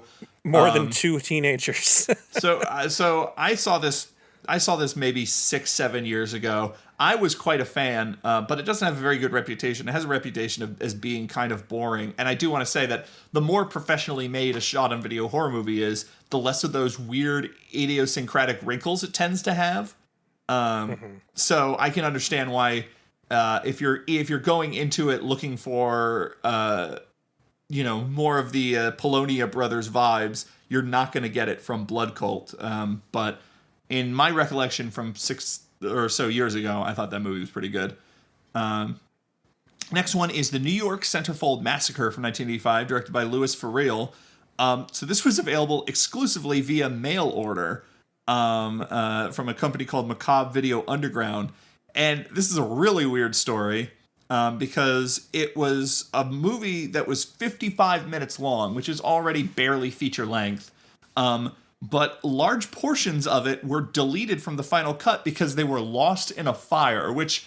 Like, you think about that for a second. These are movies shot on videotape. There's probably, like, when you look at the footage, like, a lot of movies, they get lost because of fires that happen in warehouses and stuff, because celluloid is very flammable, and you have all of these canisters stacked, very densely in this warehouse. If a fire breaks out, it could just tear through it and burn everything up. But, like, videotapes, like, it's just a stack of videotapes. You would imagine that a 55-minute horror movie... would just have maybe 6 or 7 videotapes max that all the footage was shot on.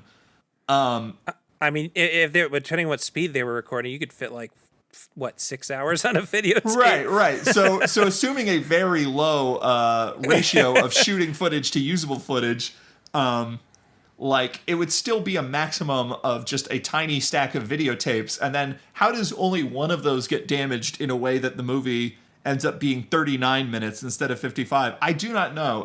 But also, I love the idea of someone looking in the back of some magazine or newspaper or something and seeing a classified ad for mail order movies, and they see the New York Centerfold Massacre, and they rub their grubby little hands together, and they're like, oh boy, this is going to be some real wild stuff. And what they get is a movie that, by its reputation, no one likes this movie. It has no redeeming value to it. But also, it's only 39 minutes long, and it's incoherent because it's missing of like a quarter of the footage.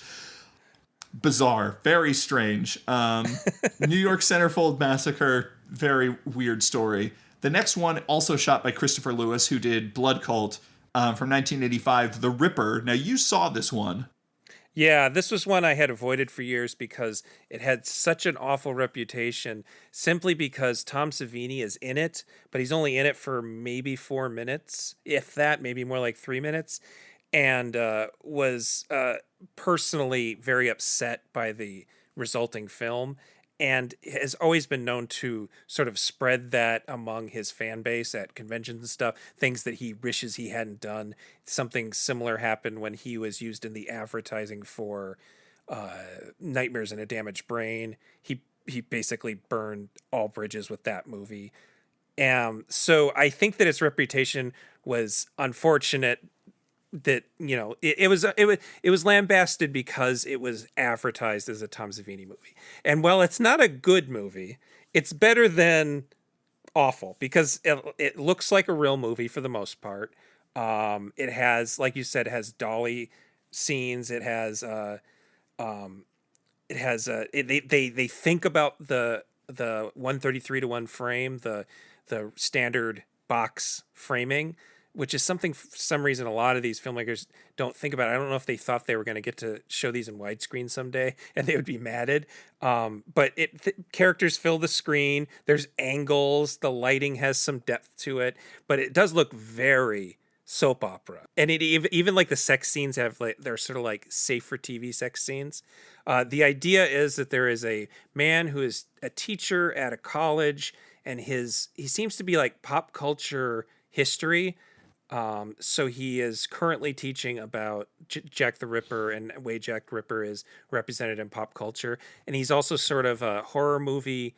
He calls himself a horror movie nut, but he's really not very good about it. And he has this one student that's literally calling him at home to remind him that some random movie is going to be on TV. And annoying him, and he doesn't want to be here. But anyway, he's very interested in Jack the Ripper, and he finds a ring and realizes that it's a ring that's in a book of Jack the Ripper lore. And so he buys it. Instead of buying his fiance, they go to an antique store, and his fiance really wants these brass bedposts, and she keeps hinting at it. And instead he comes and buys this even more expensive, hideous ring that everybody, including himself, thinks is ugly. So that's kind of shitty of him. And after he does this, people start being murdered in ways similar to how Jack the Ripper was murdering people. And they're mostly girls. And there's a really unprogressive scene where they're trying to figure out who's doing this. And he talks to one of the psychology teachers who claims that if Jack the Ripper lived today, all women would look like prostitutes to him. So he would just kill indiscriminately. He would just see all those bare ankles and lose his mind. Yeah, and lose his shit. And so the kind of it has an interesting thing that the student that's bugging him at home and that's just obsessed with horror movies in normal movie would probably be the killer. I guess he's being set up as a red herring, but I mean, if you're watching the movie, you know it's the ring is making this guy do this. And he's sort of like Randy from Scream. If Randy like had a girlfriend that loved him and was sort of handsome, and the Ripper kills his girlfriend in a pretty graphic scene, actually, and he's unable to stop it. And then he puts together that it's the teacher, and so he starts stalking the teacher and gets the teacher's fiance involved, and they go to confront him, and that's when he turns into Tom Savini, who is Jack the Ripper reincarnated. The famously British Tom Savini, as you said last time. Yeah, dude looks like the personification of Italian American. Like, yeah, the most Sicilian American man. Yeah. Yes. And he's good. He's enjoying himself, and he does this whole speech about killing people, and then they just shoot the shit out of him, and he dies. The gore effects are really convincing, so I assume that's how Savini got involved. Is that these were like the people making the gore effects were like students of his or acquaintances of his, because I can't off the top of my head remember another one of these movies with more like convincingly graphic special effects. So it isn't quote unrated movie. So if I had seen it as a teenager, I probably would have actually liked it more than I assumed I would. I think I was under the impression that it wasn't even very violent, but it is frustratingly listless in the strangest ways. It's too long. Like we were saying, 80 minutes is about your limit. 70's better. I think this one's another 100-minute long movie. And they waste time on weird things. So like his lectures in his classroom are almost real time, or at least they feel like they are. It's like a good 5 minutes of him lecturing.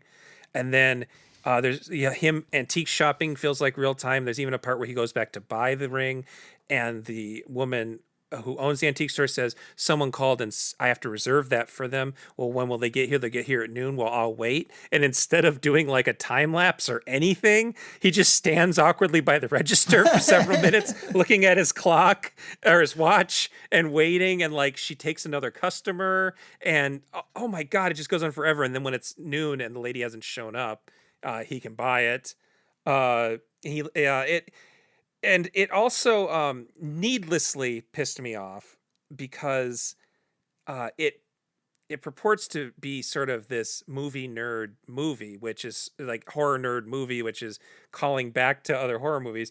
But at one point they're watching The Conqueror Worm, and you can't see what's on the screen, but you can hear sound effects, and it's like science fiction sound effects and people talking about how the giant worm is eating them and stuff. And The Conqueror Worm is the U.S. title for Witchfinder General, which is a historical movie about witch burning starring Vincent Price. So I'm under the impression that Christopher Lewis heard the title Conqueror Worm and decided to make up something else without knowing anything about it. And then later in the movie, the professor says something about how the first ever Jack the Ripper movie was The Lodger, which was also Hitchcock's first movie. And neither of those facts are true either. And I know they didn't have IMDb, and it wasn't as easy to look this shit up, but it just bothers me that they didn't do just that little bit of research. And no, I'm not being sarcastic here. This genuinely bothered me about the movie because I'm an intolerable person. Yeah, we've talked in the past about how we can't watch certain things on YouTube because we're both too insufferable when things get, oh, that's not correct. No. Yeah. Yeah. So that's The Ripper. The next film is Cards of Death from 1986, directed by Will McMillan. This is another movie that has a really fascinating backstory. It was kind of a lost, forgotten movie for a long time because it was only ever released on VHS in Japan, I think as some weird sub-imprint of some Sony video label.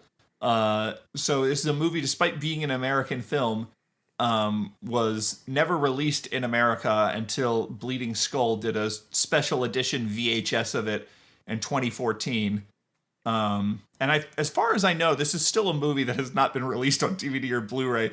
Can I just say personally, I understand that there are a lot of like shot on video enthusiasts and a lot of, in general, sort of hipster dorks, maybe that's dismissive, who watch a lot of movies on VHSs that they find at, swap meets and Goodwill and stuff like that. There is a sort of phenomenon in these spaces of these labels that do release things on DVD and Blu-ray, doing special releases of movies only on VHS, and it makes me furious. It makes me so mad. There's a movie, Blonde Death, that only ever got I think it was Bleeding Skull again. They did a VHS release of it, and everything I've ever read about Blonde Death, I'm like, that sounds like the coolest movie ever. I wish I was one of the cool kids who had a VCR, but I don't. So I guess I shouldn't watch this movie. Like, oh, it infuriates me. It's pretty extreme gatekeeping. Yeah, no, exactly. But at any rate, Cards of Death is a movie that more people should see because it is a totally wild movie visually. This is my favorite of the ones I still have some more to watch for part 3, but as we're going right now, this was the one I most genuinely liked. It was definitely my speed. So why don't you talk to me about this movie a little bit? Well, it was made by actor Will McMillan, who most people will know maybe from George Romero's The Crazies, or playing random cops and tough guys on television in the 80s. And it was shot by Max Shepard, who shot and directed Dark Romance Volume 1 and 2, which we'll talk about Volume 1 and probably in Part 3. And it was apparently something of a passion project.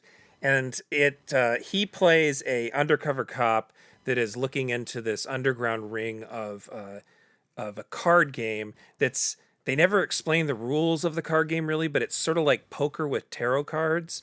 And the winner of the game gets to murder the loser. And the other people get sort of like, prizes in that they get to have sex with the girls that work there or something. And a couple times they mention that. And this guy's undercover gets captured at the beginning of the film. And there's really uncomfortable scene of him being sort of tied up and molested by a much younger woman that kind of just feels like the director wanted to have an excuse there's a lot of this movie that feels fetishy. Yeah. There's a lot of men being tied up and taunted and tormented by women in a way that's like, okay, I hear this is a passion project. I see like scene after scene of the director himself being like, just like half naked women in lingerie, like writhing around his lap, trying to get a rise out of his character, who's this detective. He's like, no, I can't. like it really feels like a very specific kink.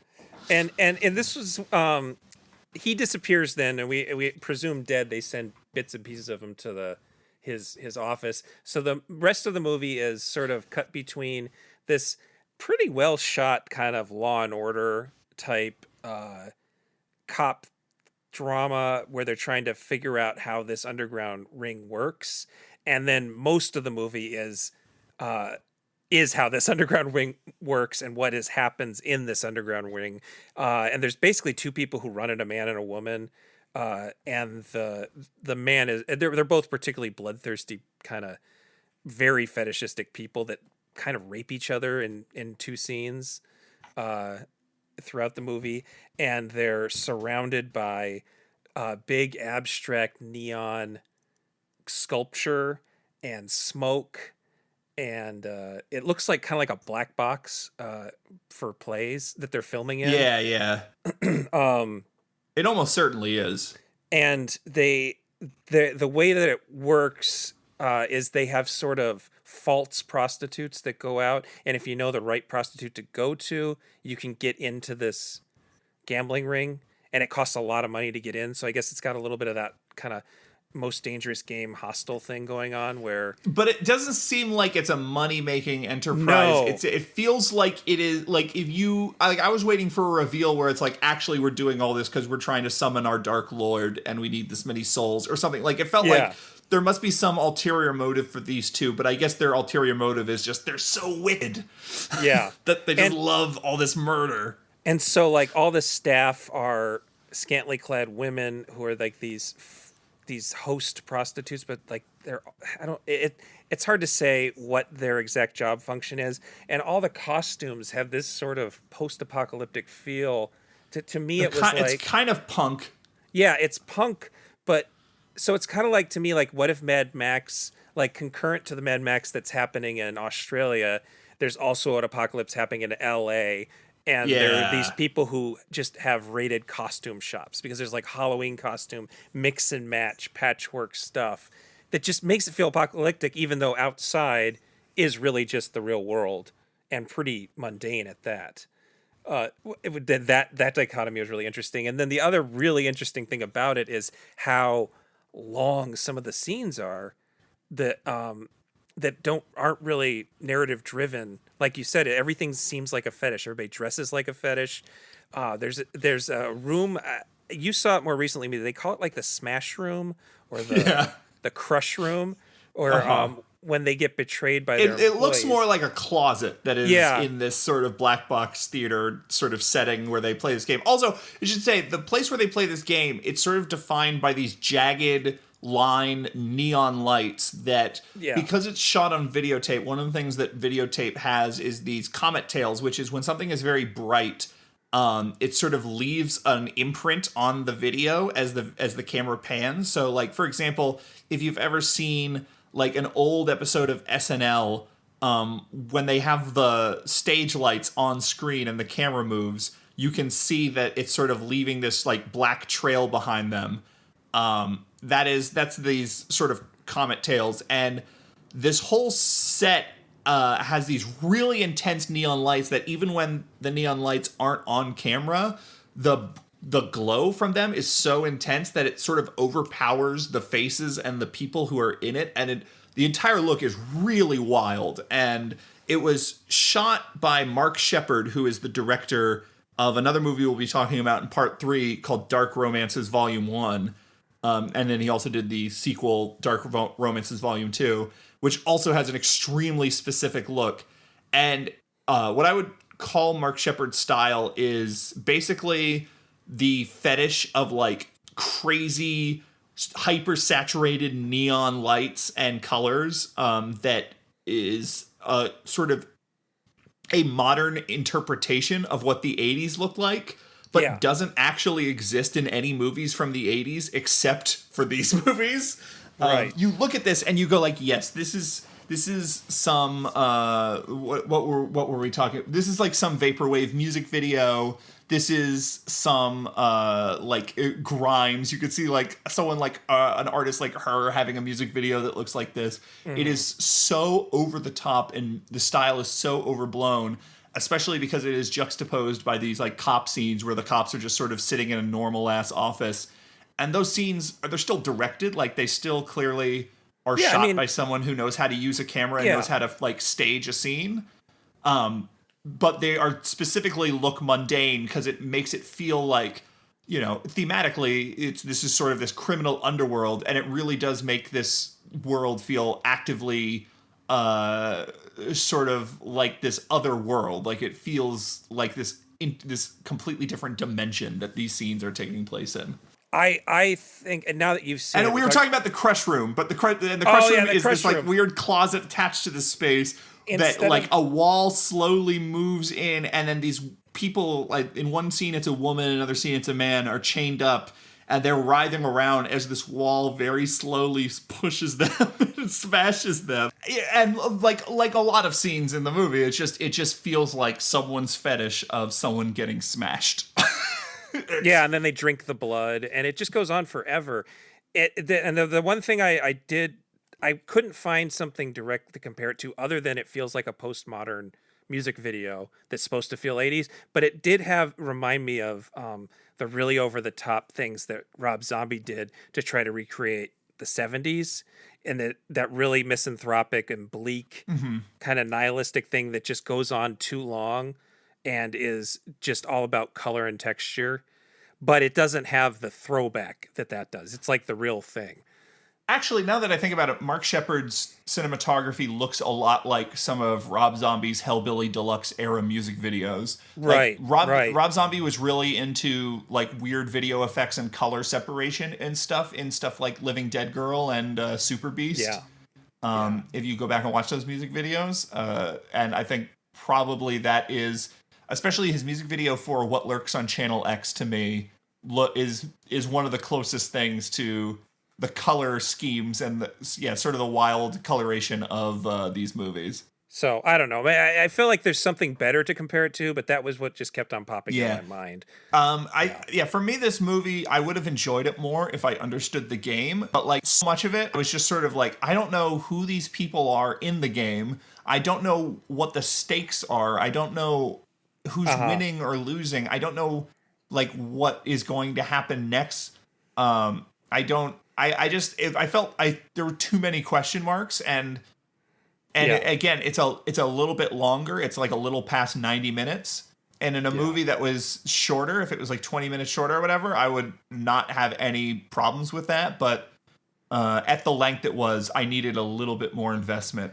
There's a whole thing about there's a priest who wants to participate, but it's not really clear why he wants to participate. I think he has all these gambling debts and stuff, and he needs the money. He needs to be able to put the money back in the church, I think. Also, okay, so he doesn't think he'll be the one killed.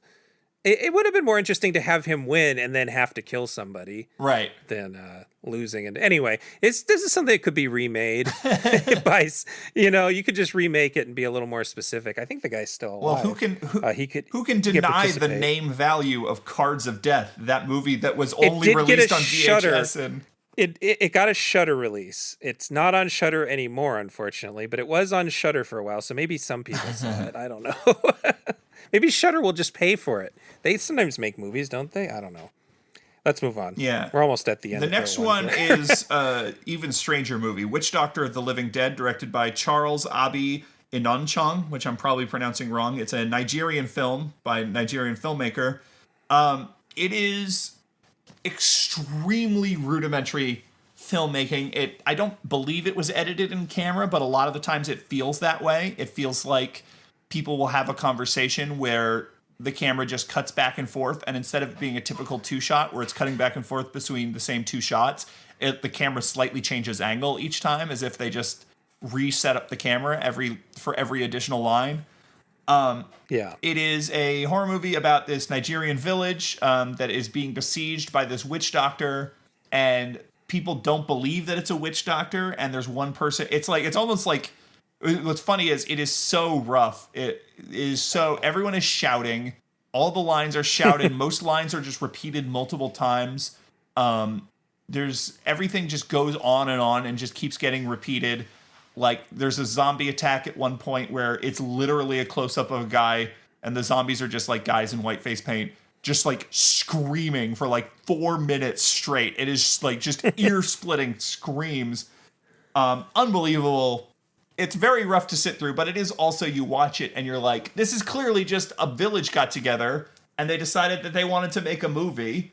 The version I watched on YouTube had a little credit at the beginning for like a production company that implied that this did get a video release in some way.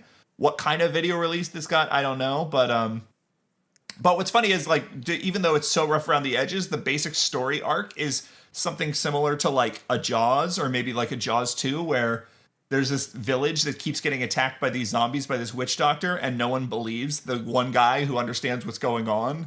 And so it keeps happening. And there's some very charming effects where it's like a lot of stop motion and stuff like that.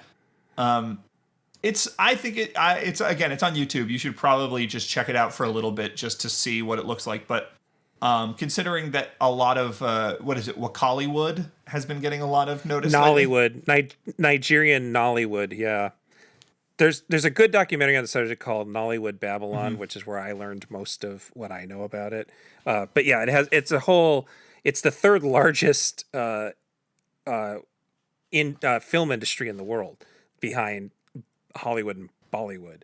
And they sell a lot of videos, straight to video stuff. It has its own culture behind it, and it's sort of got semi-recently discovered by, like in the last 10 years, by American kind of cult movie people. So I don't know a lot about it. But this was at Wakaliwood, the people who made, like, what were those films? Who Killed Captain Alex? And yeah, I believe that's separate. I can't remember what country those are from, but I different African country. Yeah, so I'm far from an expert in Nollywood, same. But I do know that it has a pedigree behind it, and it's kind of its own thing. And as far as there's probably more that were shot on video that we just have no access to. And I've seen this reference as the first Nigerian film ever made, which I find extremely doubtful.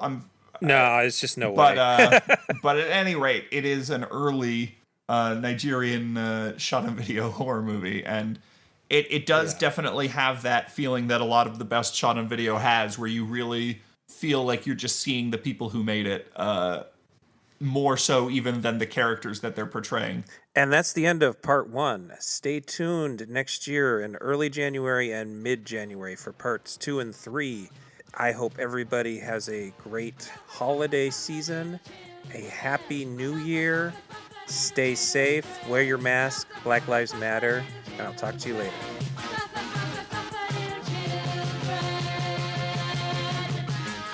Are you afraid to close your eyes at night? I'm gonna creep up on you while you're dreaming.